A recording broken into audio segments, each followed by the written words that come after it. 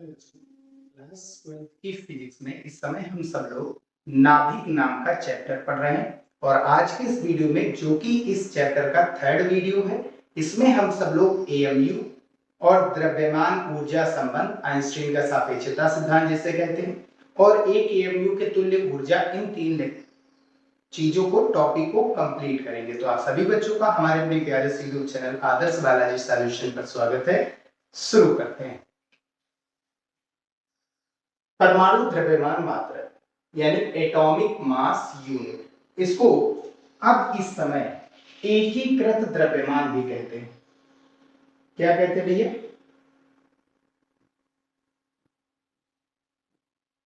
एकीकृत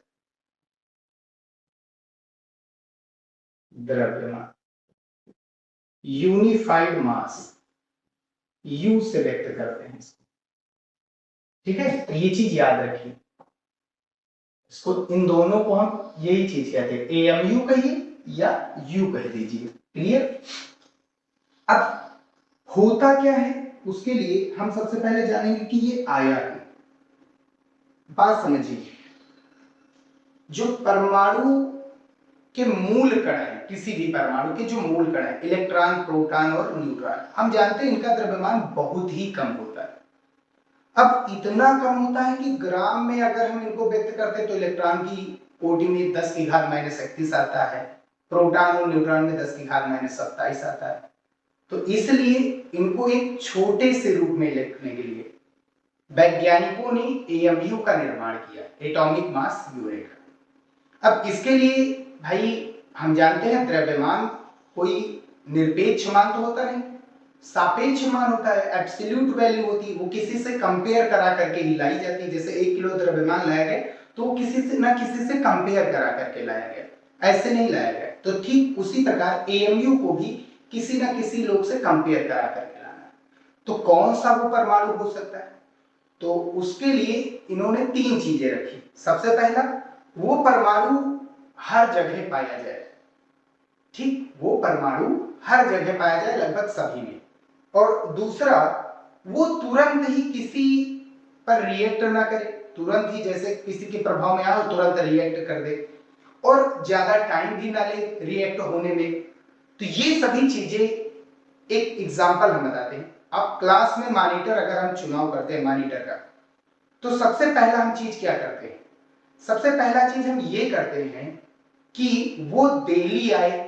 भाई पहले उस बच्चे को हम मॉनिटर बनाएंगे कि वो डेली आता हो, उसकी प्रेजेंट ज्यादा हो। ठीक है। दूसरा, वो झगड़ेलू ना हो, किसी से तुरंत झगड़ा ना करे। ठीक है, यानी किसी से कोई रिएक्ट ना करे तुरंत ही। और कोई सुस्त बच्चा भी ना हो, कि मतलब लड़ाई हो रही है किसी क्लास में बच्चों से, तो वो शांत भी ना कर पाए और वो सुलझा भी ना पाए। तो इतना सुस्त भी नहीं होना चाहिए। और सबसे खास चीज, उसके जैसा कोई दूसरा दिखने वाला ना हो। भाई अगर एक ही जैसे लोग दिखाई दे, यानी जोड़े जोड़े वाले, तो हम पहचान नहीं पाएंगे ना। तो ऐसा, यानी उसी के जैसे दिखने वाला कोई ना। तो अगर हम इसको कंपेयर कराएं तो सबसे पहला चीज, वो हर जगह हो, ऐसा तत्व जो सब में पाया जाए लगभग लगभग। दूसरा, वो तुरंत रिएक्ट ना करे, ज्यादा टाइम भी ना ले रिएक्ट होने में। और चौथा, उसका कोई समस्थानिक ना हो। तो ऐसा केवल उस समय जब एएमयू की खोज हुई, तब उस समय केवल कार्बन था। कौन था भैया? कार्बन, केवल और केवल कार्बन।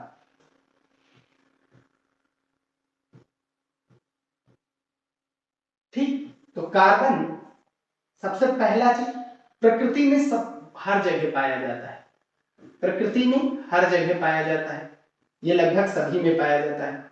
ठीक है। और दूसरा, ये तुरंत किसी से रिएक्ट भी नहीं करता। भाई अगर हम कार्बन कोयले को माचिस की तीली से, मतलब आग में रखेंगे, तो तुरंत ही जलेगा नहीं वो। ठीक, यानी इसकी रिएक्टिविटी, रिएक्टिविटी मतलब सक्रियता, इसकी सक्रियता ना तो ज्यादा होती है, ना तो ज्यादा होती है, और ना ही कम होती है। ठीक, अब ज्यादा टाइम भी नहीं लगेगा जलने में कोयला। और चौथा, इसका कोई समस्थानिक नहीं था। उस समय जब इस हम सब लोग एएमयू की बात कर रहे थे, वैज्ञानिक लोग एएमयू की बात कर रहे थे, उस समय कार्बन का कोई समस्थानिक नहीं था, कार्बन का कोई समस्थानिक नहीं था, कार्बन केवल अकेला था। लेकिन आज कार्बन के 3 समस्थानिक हो गए, 6C12, 6C13 और 6C14, ये 3 समस्थानिक हो गए। तो इसमें से कौन सा कार्बन लेना है आप लोगों को? ये वाला कार्बन लेना है, तो वही यहां पर लिया गया। ठीक, तो कार्बन को ही लिया जाता है। क्यों लिया जाता है वो चीज हमने यहां पर बता दिया। तो कार्बन, कौन सा कार्बन? 6C12, वही है।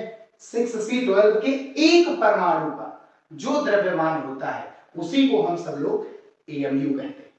और वैज्ञानिकों ने मान ही लिया था कि जो कार्बन होता है उसके एक परमाणु का द्रव्यमान 12 एएमयू होगा। बस ये चीज समझिए, वैज्ञानिकों ने माना।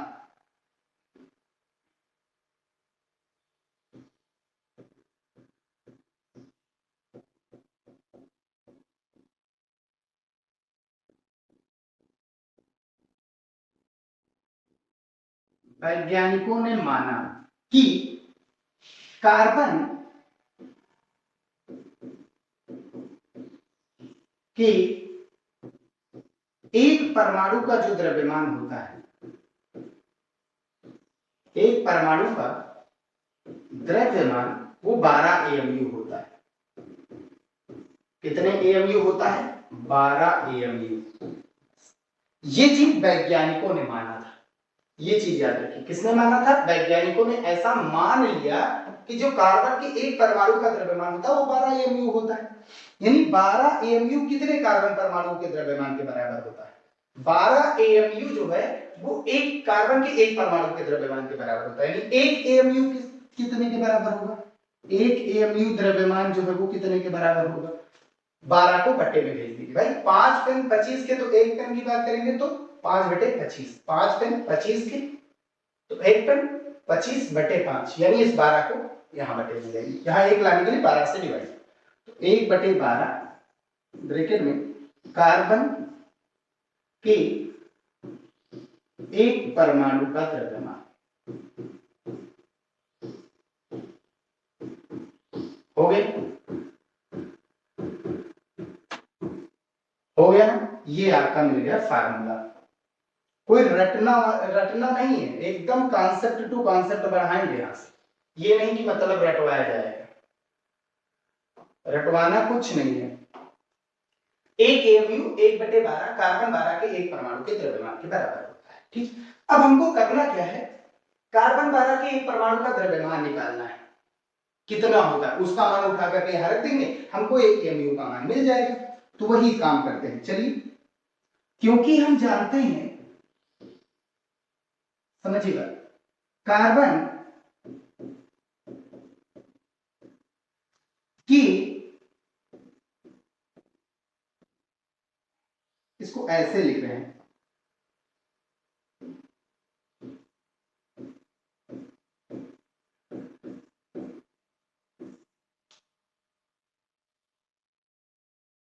नहीं रहने दीजिए, वही सही रहेगा।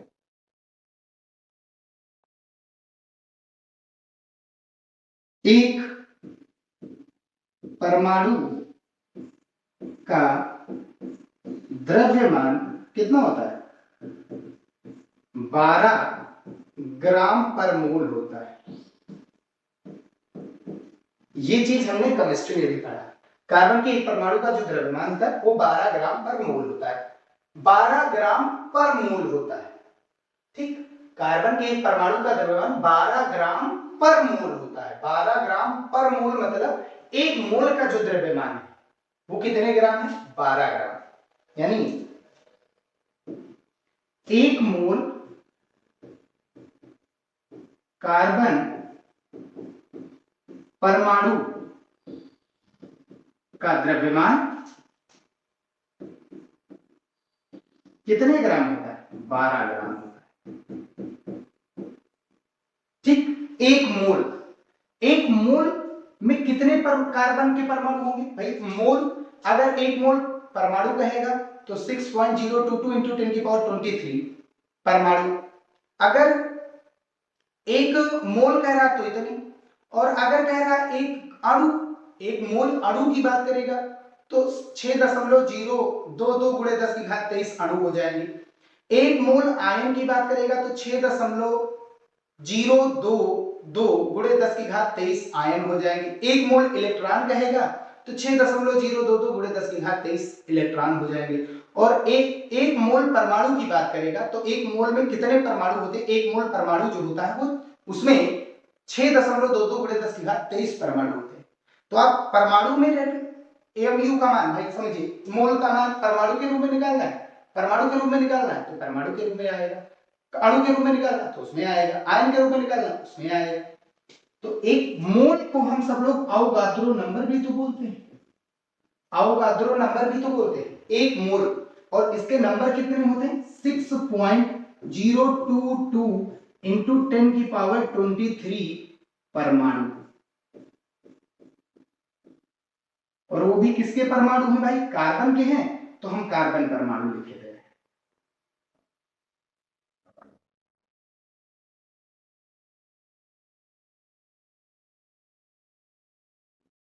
कितने ग्राम है? 12 ग्राम।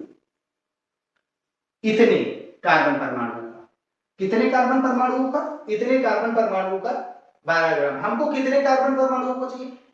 कार्बन के एक परमाणु का चाहिए, और है कितने? इतने। तो एक परमाणु, कार्बन के एक परमाणु यहां पर लिख देंगे,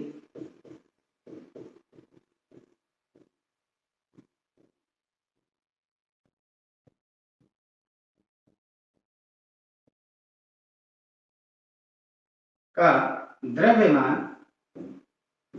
कितना होगा? 12/6.022 गुणे 10 की घात 23 ग्राम। आप चाहे तो मोल को चेंज कर सकते हैं परमाणु में, कोई दिक्कत नहीं, मोल को परमाणु के रूप में लिख दिया। तो ये चीज समझिए आप पहले, ये चीज बहुत जरूरी है। कार्बन के एक परमाणु का द्रव्यमान 12 ग्राम पर मोल होता है, यानी एक मोल का कितना द्रव्यमान होता है कार्बन? 12 ग्राम। एक मोल में कितने परमाणु होते हैं? 6.022 इंटू 10 की पावर 23। कार्बन परमाणु का द्रव्यमान कितने ग्राम है? 12 ग्राम। हमको कितने का चाहिए? एक परमाणु का। तो कार्बन के एक परमाणु का, भाई कितने कार्बन परमाणु है? हमको एक का चाहिए। 5 पेन 25 के, तो एक पेन का मोल 25/5 होता है, तो हमको इतने का नहीं चाहिए, हमको एक का चाहिए। हम निकाल दी वो चीज, और इसको ऐसे भी लिखा जाता है 12/Na ग्राम, ऐसे भी लिख देते हैं, क्योंकि हम लोग जानते हैं कि ये नंबर Na के बराबर, और यही मान उठा करके यहां पर रख देंगे। तो कितना आएगा? एक AMU बराबर कितने के बराबर? 1/12 गुणा कार्बन के एक परमाणु का द्रव्यमान कितना आया? 12/Na ग्राम। 12 से 12 कैंसिल हो, 1/Na ग्राम। 1/Na का मतलब Na का मान रख दीजिए,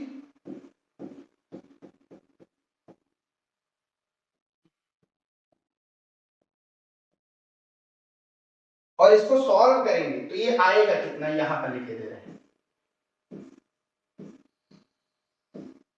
ये आएगा 1.66 इंटू 10 की पावर -24 ग्राम। इतने ग्राम होता है भैया।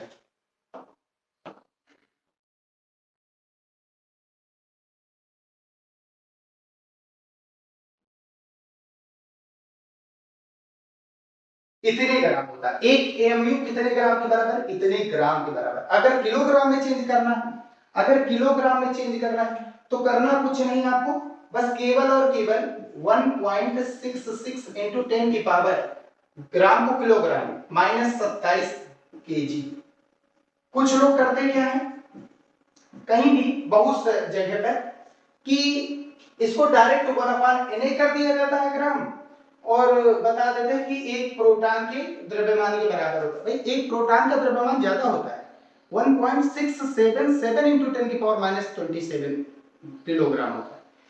ये एग्जैक्ट नंबर है। ये पूरा प्रोसेस है AMU को समझने के लिए, क्यों आया, किस लिए आया, किस काम से पकड़ा, ये चीज हमने बता दी। स्क्रीनशॉट लीजिए, हम आगे बढ़ते हैं। आगे हमारा टॉपिक है द्रव्यमान ऊर्जा संबंध। द्रव्यमान ऊर्जा संबंध, ये चीज बहुत इंपॉर्टेंट है नाभिकीय ऊर्जा के लिए, आइंस्टीन ने अपनी सापेक्षता सिद्धांत, सापेक्षता मतलब रिलेटिविटी, रिलेट कराया किसको, द्रव्यमान और ऊर्जा, और बताया कि द्रव्यमान कुछ और नहीं, वो ऊर्जा का ही एक रूप होता है, द्रव्यमान ऊर्जा का ही एक रूप होता है, और बताया द्रव्यमान को ऊर्जा में और ऊर्जा को द्रव्यमान में बदला जा सकता है। किस फार्मूले का यूज करके, इन्होंने एक फार्मूला बताया, और वो फार्मूला हम सब लोग बचपन से पढ़ते आए हैं, E equals to mc square, E equals to mc square. ये वो फार्मूला है, ये वो फार्मूला है जो बदलता है किसको, द्रव्यमान को ऊर्जा में, और आपको ऊर्जा को द्रव्यमान में बदल सकता है। ठीक, ये चीज है। तो वही आइंस्टीन के अनुसार ऊर्जा को द्रव्यमान में तथा द्रव्यमान को ऊर्जा में बदला जा सकता है, अर्थात द्रव्यमान ऊर्जा का ही एक रूप होता है। अब आप यहां से समझेंगे कि अगर यदि एक परमाणु में, परमाणु ना लिख करके हम यहां पर तत्व लिख रहे हैं, डेल्टा एम द्रव्यमान की कमी, यदि एक तत्व में डेल्टा एम द्रव्यमान की कमी हो जाए, तब उसकी ऊर्जा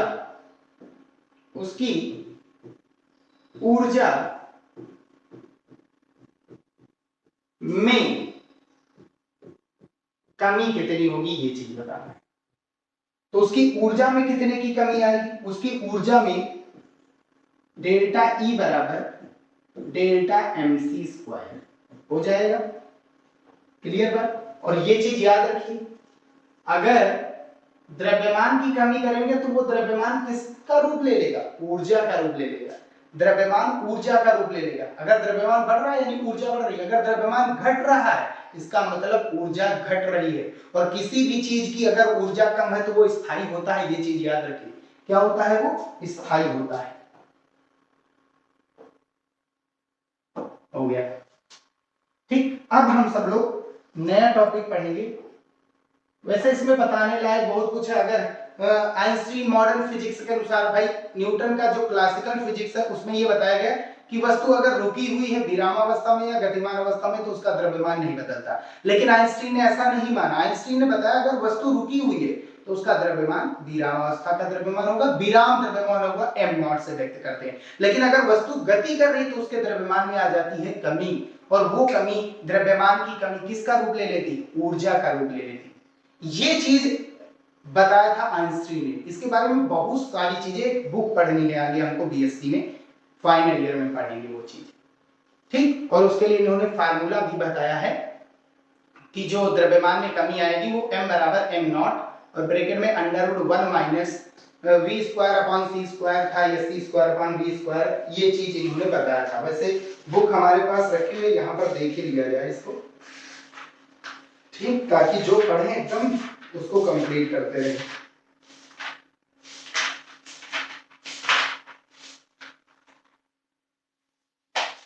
ज्यादा आगे निकलना है।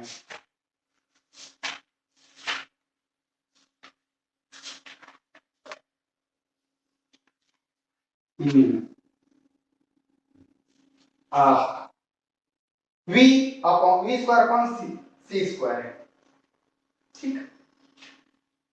अब हम पढ़ेंगे एक एमयू के तुल्य ऊर्जा। भाई एक एमयू कितने, एक एमयू मतलब कितना द्रव्यमान, एक एमयू मतलब कितना द्रव्यमान, एक एमयू कहिए या फिर एक यू कहिए, बात एक ही है। यू मतलब यूनिफाइड मास और एमयू मतलब एटॉमिक मास यूनिट, और ये बराबर होता 1.66 इंटू 10 की पावर -27 kg, एसआई में लिख रहे हैं। इतना द्रव्यमान है।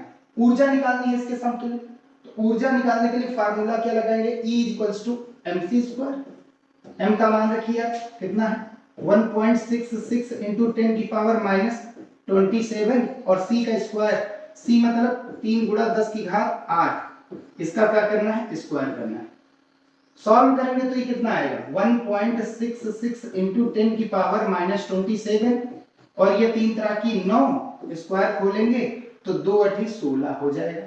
अब 9 इसको ऐसे लिखा रहने दो 1.66 इंटू 9 और इंटू 10 की पावर यहां से कितना बचेगा 16 घटाएंगे तो बचेगा ये कितना -15।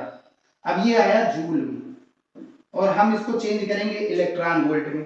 अब इलेक्ट्रॉन वोल्ट में चेंज करें यानी ई से गुणा तो ई से भाग 1.6 इंटू 10 की पावर -19 होता है, ऊपर 1.66 इंटू 9 इंटू 10 की पावर -15 तो ये कैंसिल आउट होगा तो लगभग अच्छा इसको थोड़ा सॉल्व करते हैं और तो यहां से E इक्वल्स टू कितना बनाइए ऊपर 1.66 इंटू 9 और इंटू 10 की पावर ये 19 माइनस ऊपर गया तो प्लस हो गया और 19 से 15 घटा दो 19 यहाँ कुछ गड़बड़ी हो गई क्या 16 और ये 11 बचेगा भैया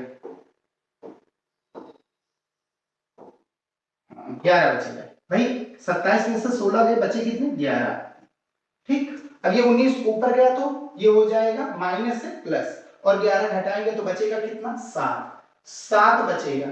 7 को हम 6 लिख रहे हैं और एक जीरो इसको दिए दे रहे हैं। अब इलेक्ट्रॉन वोल्ट में हो गया और नीचे डिवाइड किससे कराएंगे 1.6 से और 10 की घात 6 मतलब मिलियन या मेगा होता है तो ये इसको लिख देंगे मेगा इलेक्ट्रॉन वोल्ट और ये टोटल सॉल्व करेंगे तो ये आएगा 931। कितना आएगा 931 आएगा 931 आएगा ये ऊर्जा जो है वो 931 मेगा इलेक्ट्रॉन वोल्ट के बराबर आएगा। तो याद रखिए बहुत ज्यादा इंपॉर्टेंट है न्यूमेरिकल इससे आएगा बोर्ड एग्जाम में हर हाल में आएगा तो ये चीज याद रखिए एएमयू जितने भी एएमयू दिया जाएगा और अगर हमको उसको ऊर्जा में चेंज करना तो हम कितने से गुणा कराएंगे 931 भाई एक एएमयू का हमको तो पता चल गई ऊर्जा अब जितने एएमयू की चाहिए हम उतने से उसको गुणा करा देंगे। एक एएमयू के समतुल्य इतनी ऊर्जा होती है 931 मेगा इलेक्ट्रॉन वोल्ट। ये बहुत बड़ी ऊर्जा नहीं है ये ऊर्जा इतनी ही बड़ी है। अब देख लीजिए कितनी बड़ी बहुत छोटी ऊर्जा है ठीक है लेकिन इसका यूज आगे बहुत ज्यादा आने वाला है। तो ये थे इतने हमारे टॉपिक। अब नेक्स्ट वीडियो में हम सब लोग द्रव्यमान क्षति क्या होता है बंधन ऊर्जा क्या होती है और बंधन ऊर्जा वक्र क्या होता है प्रतिन्यूक्लियन बंधन ऊर्जा क्या होती है स्थायित्व से क्या संबंध है इसका और फिर इसके बाद हम बंधन ऊर्जा वक्र का पढ़ेंगे और सबसे बेहतरीन चीज यहीं पर नाभिकीय विखंडन और संलयन पढ़ करके चैप्टर को कंप्लीट करेंगे। तो मिलते हैं फिर भैया नेक्स्ट वीडियो में। वीडियो पसंद आया हो तो इसे लाइक और चैनल पर नए हो तो सब्सक्राइब जरूर करके जाइएगा।